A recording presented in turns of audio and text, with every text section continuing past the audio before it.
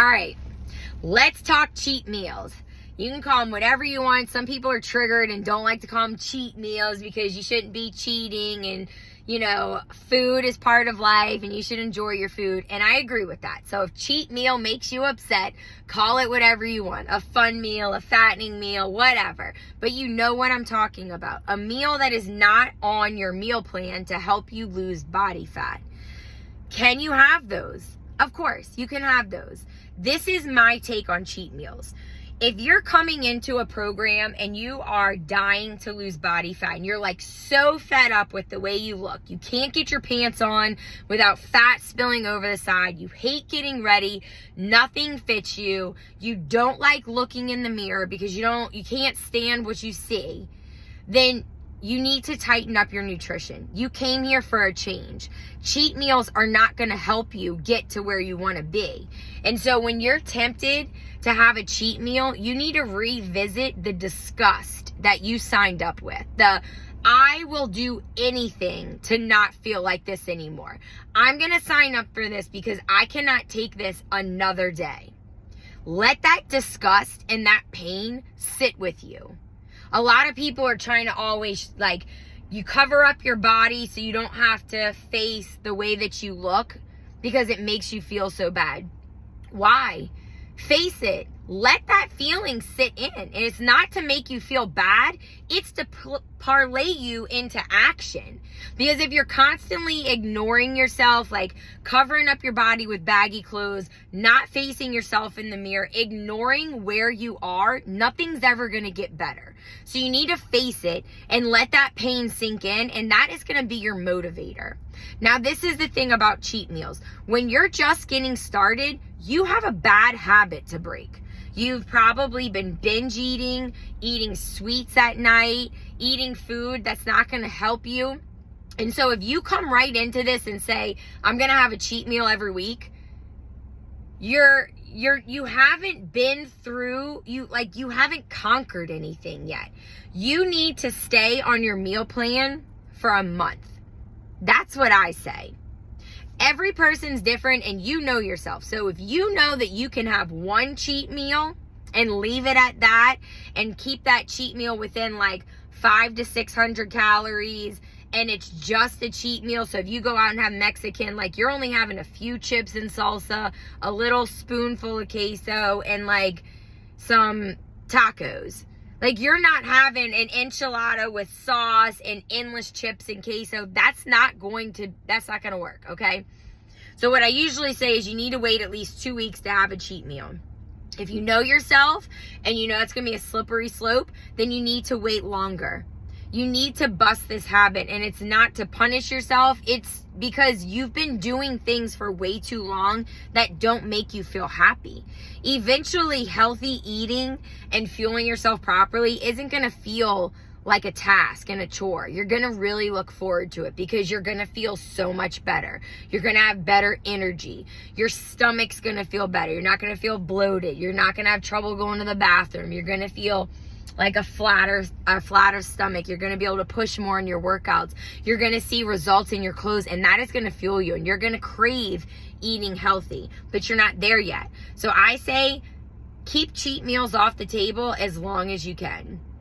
If you get to a point where you feel so mentally strung out that you are about to crash down the tree and hit every branch on the way down, you're going into a dumpster fire of I'm just going to go get a giant bag of chips and binge eat, then go treat yourself to a little meal, okay? Go have a cheeseburger and french fries if that's what you need. And right after that meal, get back on track. That's the key to success. Eventually, that's where we want to be. That you can have one of those fun meals every week, and it's there to feel like you're still living, to reset your soul, to give you a little taste of heaven. And then it fuels you for the next week so that you could be strict during the week and eat as many vegetables as you can. Get rid of all the junk during the week, and it's your reward on the weekend. That's how I see it. So For me though, I know if I have a cheat meal every weekend, I start to not feel disciplined. And then that lends to excuses. And then, maybe I don't put as much effort into my workouts. So for me, what works best is like a cheat meal every 2 weeks. That's what works. You have to find what works for you. And there's no right or wrong answer. This whole program is going to be a lot of trial and error and getting to know yourself and building stronger disciplines and figuring out what you can do and without sabotaging yourself. Like this whole process is meant to bring life to you and joy and make you feel better and not make you feel like you hate your life and you've totally given everything up. So start paying attention to how you feel when you're eating your healthy foods. If you do choose to go out to dinner and have a cheat meal, you still should track it. This is going to be eye-opening and it's going to be hard to track it because most restaurants aren't going to have nutrition facts on their menu, but it's going to be really eye-opening to see like how many more calories you consume when you go out to eat. Like, it's completely night and day, and you'll be able to feel that in your body. You're not going to feel as lean. You might have some gas, start burping, like you're going to feel bloated. Your energy might be down, and you might drag in your workout the next day. Like, it's going to be a little bit harder to get going. It might be harder to recover. And like feeling that for me, I'm kind of like, okay, yeah, I really don't feel like eating another cheat meal. Like, it was good when I had it, but I don't want to feel like this. Like, I want to feel empowered. And in this 10-week stretch, that's what we're going for, is like grabbing all those little empowering moments and just running with it, being so excited that we're doing something so good for ourselves. So if you can hold out an entire month and not have a cheat meal, that cheat meal is gonna taste good after the month. But you know what's also gonna happen is you're gonna be like, it really wasn't that big of a deal. I don't know, I can go another month. I might be able to go another 2 months without having that because I didn't like the way it made me feel. So I'd love to hear how you go with this. If you decide to have a little cheat meal, if you decide to put it off, if you're someone that you can't have one because it's going to be too hard right now and you're just not to that point yet, you have to think about this as an addiction, because it really is. And our food supply in America sucks so bad, and there's so many chemicals in it. Like, there was, I just read a study or a thing that said Popeye's chicken and Chick-fil-A chicken, guess which one's worse? Chick-fil-A had 40 man-made chemicals in their chicken, and I think Popeyes had something like 35. And it's all man-made chemicals, so it's like crack. Like, that's why you crave it. That's why it tastes so good, because it's literally additives put into the chicken. So imagine having eating 40 different chemicals. Imagine like if you had a cup and you like dropped 40 different chemicals into your water, you would be like, oh, I'm not drinking that. But because it's not known that it's in our food, we're just trusting that someone has our best interests in mind. We eat it and we have no idea. So that gets addicting.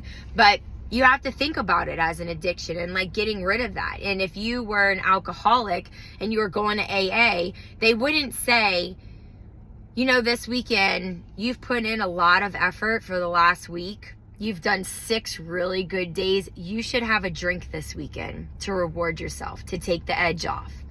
They would say, no, you can't handle that, because you know what one drink leads to. And they wouldn't say, okay, you did really good for 13 days now. 13 days, you got your life together. You should go celebrate and have a drink. So food's a little different for some people. For some people, it is that addicting, and it is a huge life sabotaging thing. So you just have to know where you are. Don't make it harder on yourself than it is. If you know you're going to go to a restaurant, you're going to struggle to have some self-control, just don't do it yet. Let yourself get further along and get some results, and it'll be easier the more disciplined you get. And always, like, if you need help, I'm right here for you. This is literally my job, is to help you and support you. And I've been through it all. I've been through quitting smoking, quitting drinking, losing weight over and over again with all these kids I keep having. I've lost 65 pounds at my most, my biggest transformation. So I understand all the struggles, which is why I can help you through it. All right, have a great day.